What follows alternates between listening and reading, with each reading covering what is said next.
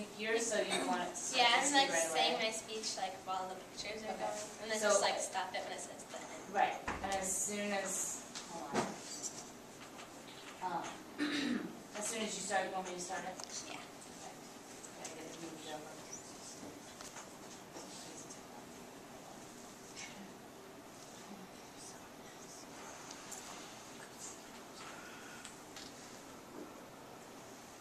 Okay, I'm gonna hit the lights first.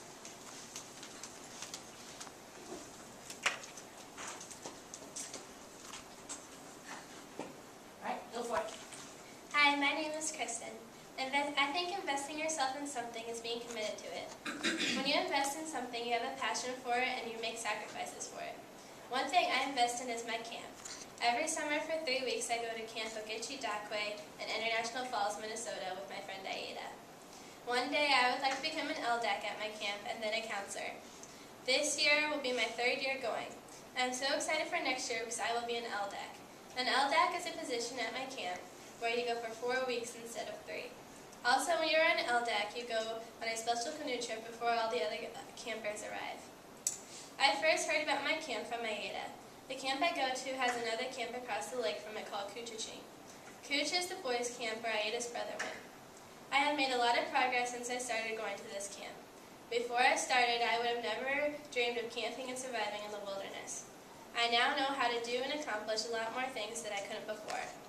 Not only do we just do canoe trips at my camp, but there's a lot more too.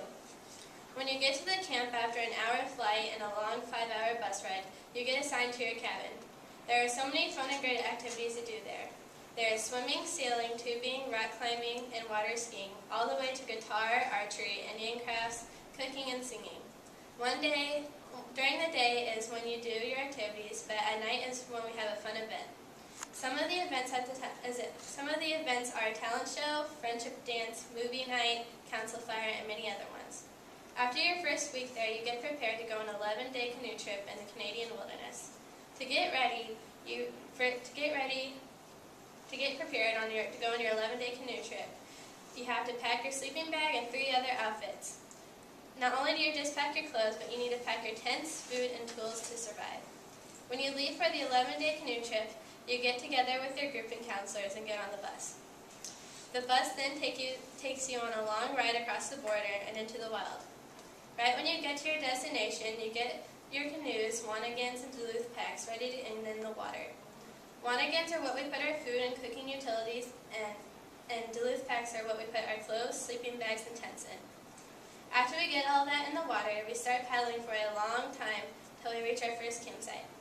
Once we arrive at the campsite, we then unload everything, put up tents, find wood, and start a fire. After we fix and eat dinner, we then get in our tents and go to sleep. The next morning we wake up really early, sometimes 4 or 5 o'clock. We then put all our tents, clothes away, eat breakfast, do dishes, and get a move on for the rest of the day. Each day we paddle almost 12 hours. Also, every day we go through 3 or 4 portages. A portage is when you have to carry our 90-pound Duluth packs, wanagans, and canoes on our backs through the woods and get to another lake or river. It's very difficult to carry such weight, especially when the portages are a couple of miles long. Another problem when we go through these portages is there's always mosquitoes around your body when you're walking. If you are lucky and you work extra hard, you may get an extra day and trip to just relax at your campsite all day. Last year on my trip, we got a day off at a wonderful campsite at the top of a waterfall. One huge thing about trip is there is no plumbing or bathrooms. Swimming in the ice-cold lake is what we would call a shower on our trip. Also, you would have to go to... I remember one time in the middle of the night I came out of my tent and I looked at the sky. The sky was so beautiful with thousands of stars. I don't think I've ever seen so many stars in my life. Even though trip doesn't sound like a whole lot of fun, it's all worth it in the end. On your last day of your trip, you paddle for just a mile and then you wait for the bus to arrive. Once you are on the bus, the feeling you get is indescribable. You feel so accomplished and strong. The bus then takes you back to your camp. After you get back, you unload the bus and go straight to the shower. Also, when you get back, you go to see all the mail and care packages you got from your family back home. A city kid like myself thrives on the unique opportunities that Central Camp can provide. Not only do I get to have lasting bonds with other campers and staff, but more importantly, I become a stronger in body, mind, and spirit. I actively seek out and find how connected I am to nature, with adventures in the outdoors that are difficult but rewarding.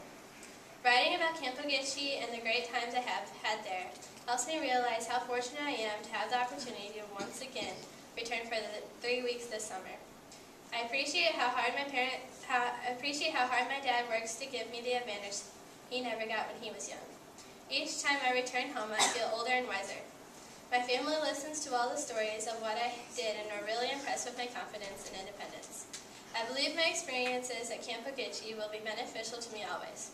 I will draw upon my passion for adventure in the future, knowing that I possess the confidence, strength, and ability to experience new challenges. And I hope to one day become a counselor at my camp. Thank you.